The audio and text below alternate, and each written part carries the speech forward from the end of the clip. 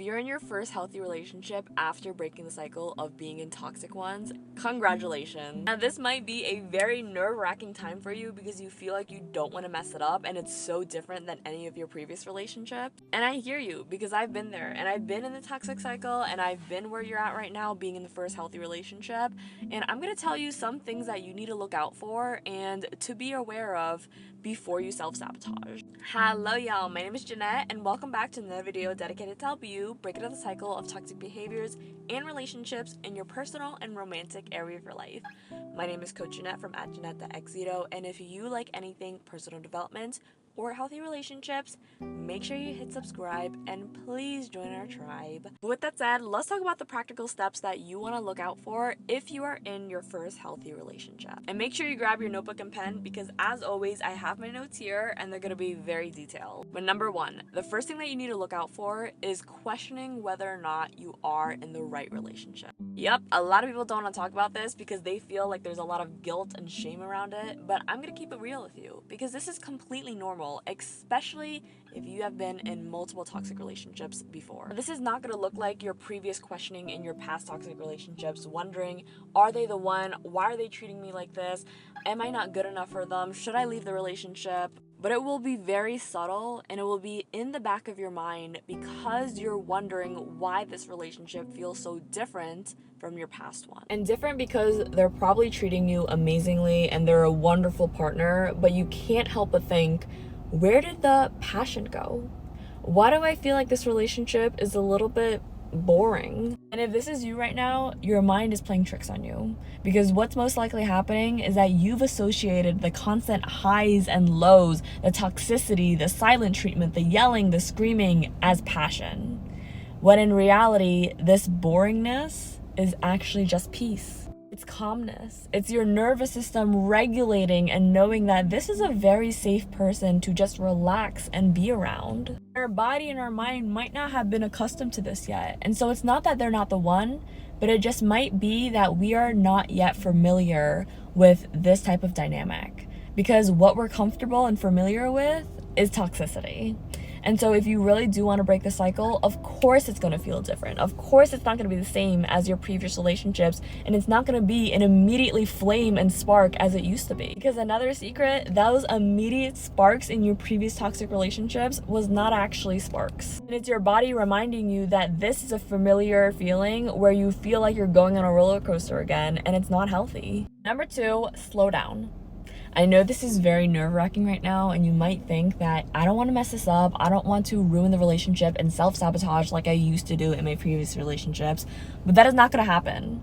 That is not going to happen because now you are aware of your behaviors. Now you are in control of how you handle your triggers and your emotions in the relationship. But if we don't take a second to slow down and step by step understand what it is we actually want, are they even compatible with us? Is there things that are non-negotiables? Are we also showing up vulnerably? These are important questions to ask yourself and to be attuned to your body at the same time. But if we feel the need to rush the process and trauma dump, tell them all our problems, and try to connect and fast track our connection to feel safe, then it's only going to reciprocate and build previous patterns that you don't want in this relationship. Because we want to come from a place of an abundance. We don't want to come from a place of fear and anxiousness.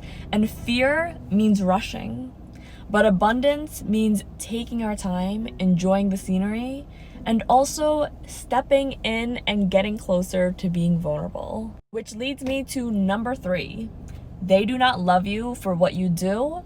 They love you for who you are. I think the biggest things that you're going to experience when you're in a healthy relationship is realizing, I can feel the tears coming up. This is such a sentimental moment for me every single time I think about this feeling because it was such an impactful feeling that I experienced when I first went into my first healthy relationship. And it's the feeling of finally feeling accepted for who you are as a person, for all your flaws and everything that you feel is not good enough, that you want to hide, that you feel shameful of. And while we might have accepted those parts of ourselves and worked through the shadow work of it all, having someone express that to you, having someone show you that they're here for not just the good parts, but also the bad, it is so, I can't even put it into words, but it is so freeing. It is so full of love, and you can truly feel for the first time, like, finally, right? And I think one of the things that I noticed myself doing in a beginning of a relationship is feeling the need to still put up this facade and this perfect image of myself, of only showing the good parts, because that's what happens when you first start dating someone, right? You don't want to show them all the bad initially. But over time, when I started to not want to share my emotions or hide away the bad parts, he reached out to me and he let me know, no, if you're feeling bad, let me know. I want to work through this with you. I want to be there for you the way that you need me to. And feeling so seen, heard, and understood and validated in those moments really showed me that true love is really finding someone that accepts you for who you are.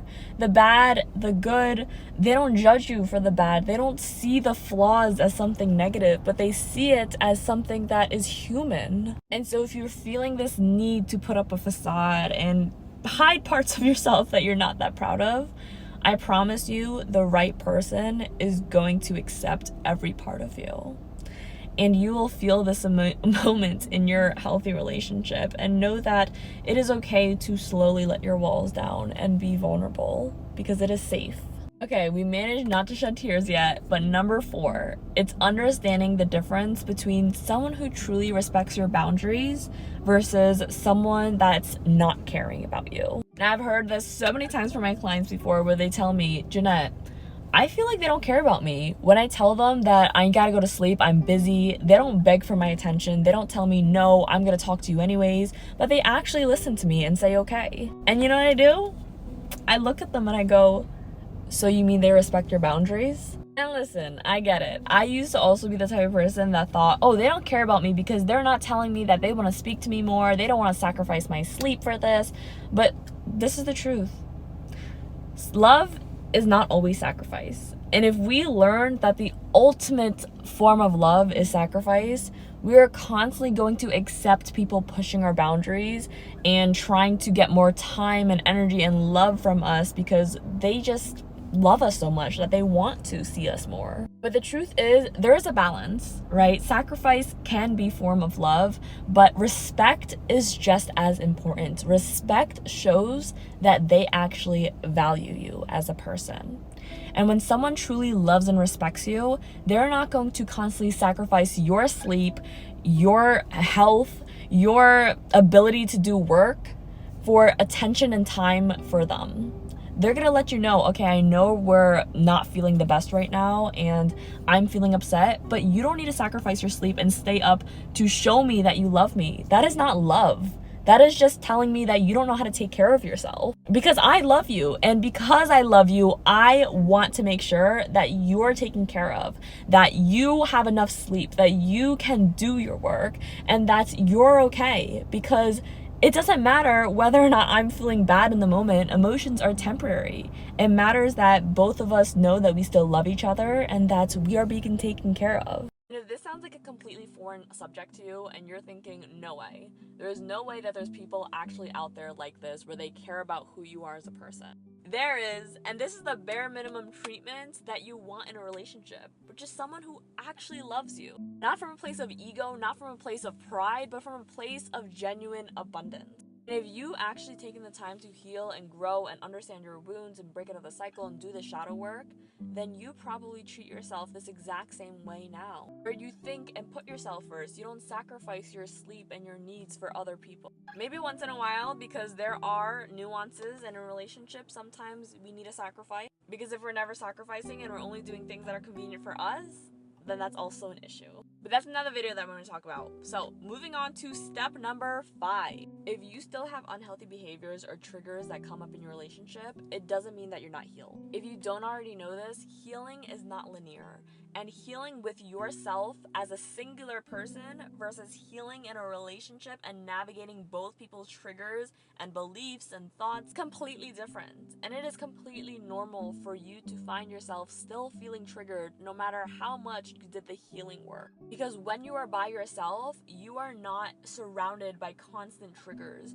You know how to navigate and handle your own emotions because you live with yourself for a long time. But when it comes to someone else challenging you with their own beliefs and things that they have to deal with their whole life as well, it is obviously different. Because now we're trying to feel safe with our own emotions as well as care for someone else's. Because when you're in a relationship, it's a partnership. You want each other to feel good. But you also want to respect each other enough and know that it is okay to disagree to agree and not take it personally in a relationship.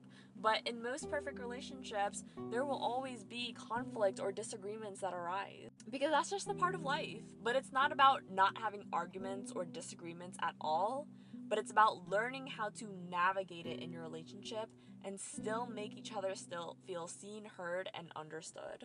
But with that said, I hope this helped you navigate your new relationship, and I wish you all the best with you and your partner. If you have any other questions on things that might be happening in your relationship now, comment them down below. I'm more than happy to answer them or even make in-depth videos about them. But of course, if you want more guidance one-on-one and more clarity, book a call, link in the description below. But subscribe for more, and as always, you got this.